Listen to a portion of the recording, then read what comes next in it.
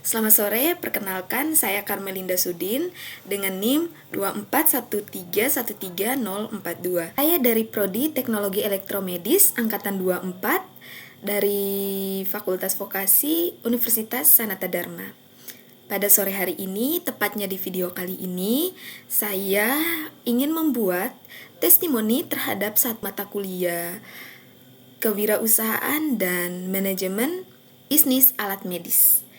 Nah, teman-teman, sebelum mengikuti perkuliahan ini, saya atau pandangan dari saya mengenai bisnis itu adalah hanya tentang jual dan beli, untung dan rugi. Dan pandangan saya juga mengenai menjadi seorang entrepreneur adalah satu hal yang sangat sulit gitu teman-teman, atau satu hal yang tugasnya berat, lalu harus menjadi orang yang sukses dulu, harus punya banyak uang dulu atau modal bisnis dulu. Ternyata setelah mengikuti perkuliahan ini, saya sadar bahwa satu hal yang paling penting dari bisnis itu adalah bagaimana cara kita untuk melihat peluang yang ada. Habis itu dari strategi kita, ingin belajar, dan juga lebih tepatnya itu adalah walaupun modalnya sedikit, tetapi jika kita ingin menggunakan skill yang ada, bantuan modal itu hanya akan memenuhi satu kebutuhan dari bisnis tersebut. Lalu teman-teman, yang paling menarik itu adalah setelah saya mengikuti satu mata kuliah ini, saya itu belajar banyak hal banget teman-teman. Yang pertama itu adalah bagaimana cara melihat peluangnya, peluang di masyarakat. Apakah masyarakat membutuhkan ini atau tidak? Yakni, yang pertama itu kan kita cari tahu dulu nih teman-teman, masalah yang dihadapi masyarakat itu seperti apa. Yang kedua itu adalah strategi kita. Yang pertama tadi kan peluang, kita harus melihat peluangnya dulu. Yang kedua itu adalah strategi kita dalam membangun bisnis tersebut. Yakni, strateginya harus kayak gini supaya hasilnya itu seperti ini.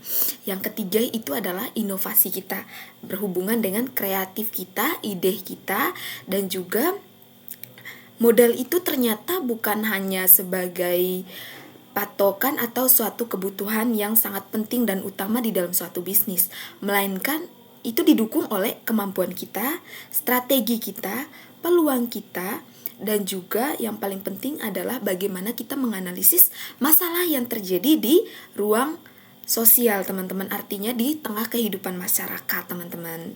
Seperti itu.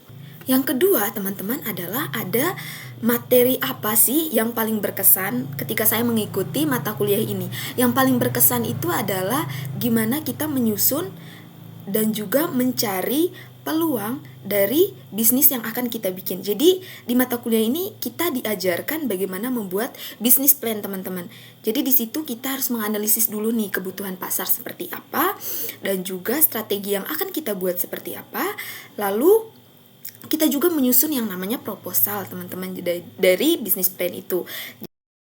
Jadi sebagai saya yang nantinya akan menjadi orang lulusan dari teknologi elektromedis ini, mendapat banyak hal. Artinya kayak di situ saya melihat banyak peluang gitu, teman-teman.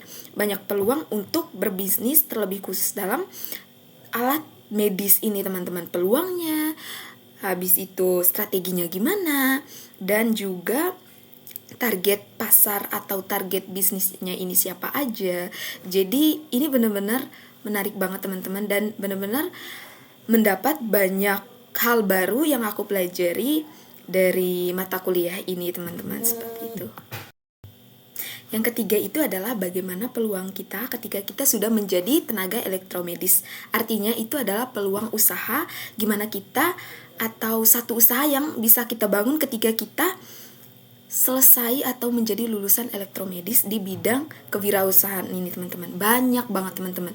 Yang pertama itu adalah perbaikan alat medis. Yang kedua itu sevah kalibrasi atau kalibrasi alat, jasa kalibrasi maksudnya, teman-teman.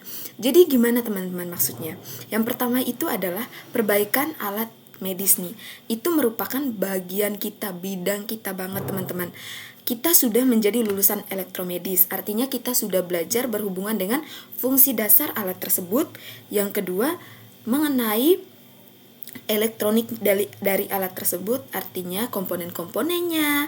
Dan yang ketiga itu adalah kalibrasi alat medis. Yang keempat itu bisa saja teman-teman kita kerja di rumah sakit, menjadi vendor juga, bisa turun ke lapangan, artinya kita bisa memberikan atau menjelaskan beberapa fungsi tentang satu produk alat medis ini kepada masyarakat atau juga rumah sakit, teman-teman. Jadi di sini tuh jelas teman-teman target pasarnya siapa, lalu alat atau bisnis yang akan kita bangun itu apa, seperti itu teman-teman. Teman-teman tahu kan, seiring berkembangnya zaman, artinya alat medis itu bukan hanya stuck di satu versi tertentu saja, tetapi dia akan terus berkembang. Nah, tugas kita itu adalah hanya belajar terhadap setiap perkembangan fasilitas atau setiap perkembangan alat tersebut, teman-teman. Jadi ketika kita belajar, kita mendapatkan ilmunya, kita bisa turun ke masyarakat, memberikan atau menginformasikan kepada mereka, baik itu rumah sakit ataupun masyarakat luas, tentang satu alat yang memang bisa digunakan secara pribadi, tetapi dengan atau versi yang lebih bagus lagi atau berkembang dari versi yang lama. Kemudian yang keempat ini teman-teman, kita akan membahas mengenai minat kita terhadap kewirausahaan ini teman-teman. Oke. Jadi ketika saya lulusan teknologi elektromedis, saya kepikiran teman-teman untuk membuat atau mendirikan satu usaha sendiri karena ilmu yang telah saya peroleh. Yang pertama itu ada banyak teman-teman sebenarnya ya. Jasa kalibrasi. Yang kedua itu adalah membangun satu toko sendiri. Jadi tokonya itu bisa menjual komponen-komponen elektronik. Lalu yang kedua itu adalah menjual atau menjadi seperti vendor lah teman-teman, vendor alat medis gitu. Yang ketiga itu adalah jasa perbaikan atau membuka satu toko atau satu bisnis yang bisa memperbaiki alat medis ini, bisa saja dari rumah sakit maupun alat kesehatan pribadi yang bisa digunakan oleh masyarakat itu sendiri, seperti itu. Yang kelima teman-teman itu adalah peluang dan juga tantangan yang akan kita hadapi sebagai entrepreneur muda nih teman-teman. Jadi kita mulai dari tantangan dulu ya teman-teman ya. Tantangannya itu bisa saja seperti yang teman-teman tahu, kita itu belum ada pengalaman berbisnis. Itu yang paling penting, belum ada pengalaman berbisnis. Yang kedua itu adalah modalnya teman-teman. Yang ketiga itu adalah perkembangan teknologi yang terus saja setiap hari itu ada aja teknologi-teknologi yang berkembang sesuai dengan ya zaman sekarang. Ada banyak yang menggunakan AI, ada banyak yang versi-versi yang dikatakan lebih rumit lagi yang bahkan kita belum peroleh dari kuliah kita.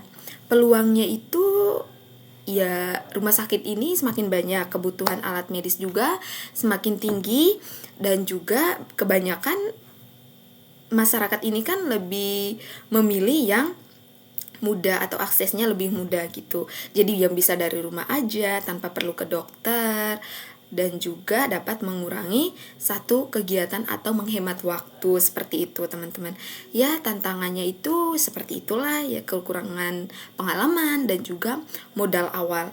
Jadi untuk solusi adalah terus belajar terhadap alat-alat yang terus berkembang tentunya. Yang kedua itu adalah kepada orang yang telah berpengalaman. Itu penting banget teman-teman, penting banget. Yang keenam ini adalah ada studi kasusnya teman-teman yang akan kita selesaikan atau akan kita bahas nih.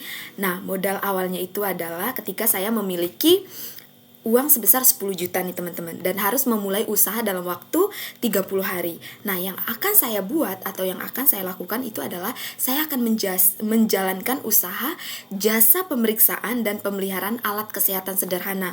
Contohnya itu adalah tensimeter digital, nebulizer, pulse oximeter, dan timbangan kesehatan. Kenapa saya memilih itu? Yang pertama itu adalah sesuai dengan bidang keahlian saya, yaitu teknologi elektromedis.